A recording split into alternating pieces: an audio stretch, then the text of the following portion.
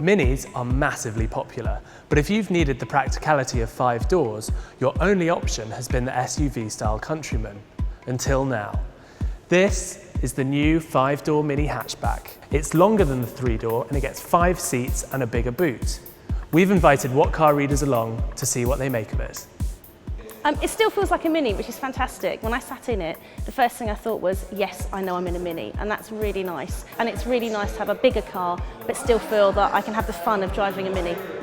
I really love the fact that I can get a buggy in the boot, which is fantastic, because in our old Mini, you just can't do it at all, because if I can't take the buggy, I'm really stuck with where I can go. So that's a massive, huge improvement, and it makes all the difference.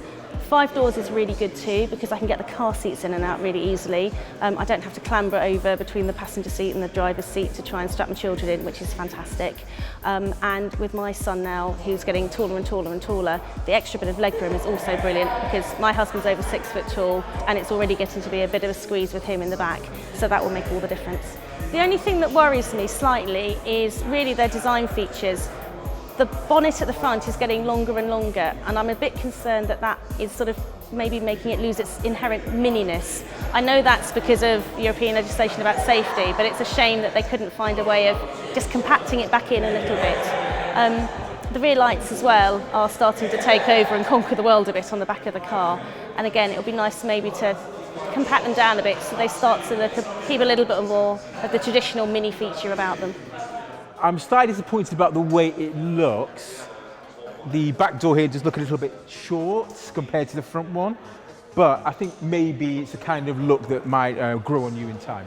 What I like most about it, in common with the 3-door, is it's got a great interior, it's got great technology, it's really high quality, and I imagine, as it's quite a similar size, it's going to have that go-kart feel when you get out and drive it.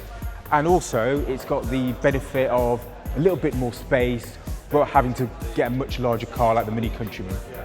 I think they've done a fantastic job in the interior. I think the only downside is you have to be careful about how many options you tick, because the price can escalate quickly. But if you tick the right options, you can have a very luxurious interior on a car that's not costing a great deal, which for me is one of the Mini's strong points. A lot of people that have said they really like a Mini, but they can't live with how small it is if they've got children and pets and things. So I really think this will be a success. The back doors have been added and it's a little bit longer. It doesn't feel big. Like, even though you have more room in the back, it doesn't feel like a bigger Mini. It just feels the same. I think the extra room is definitely appealing, because then it means you can go out with friends and they're not going to be cramped in the back.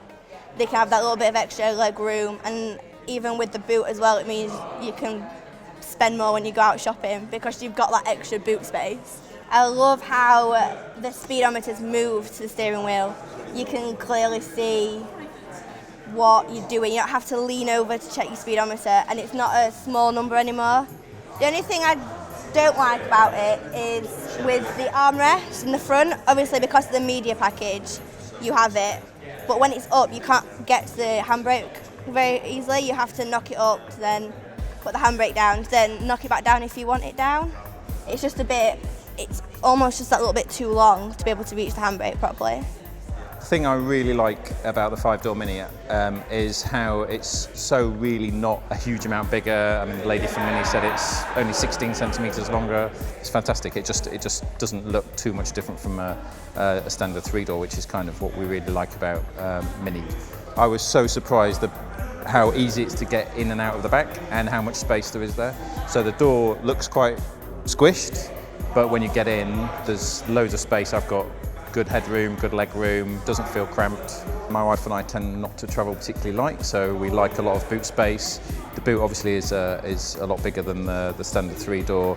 We had a Clubman before, and it feels like it's got a comparable amount of boot space to that. So there's not really anything negative that springs to mind at all. It feels like it's kind of just gone a step further and retained all the premium feel of the previous Mini. We'll be going for a test drive, definitely. Prices for the 5-door Mini Cooper start at £15,900, which is £600 more than the equivalent 3-door, and the first cars are going to be delivered in October this year. But we're going to be driving one in September, so look out for that first drive on whatcar.com.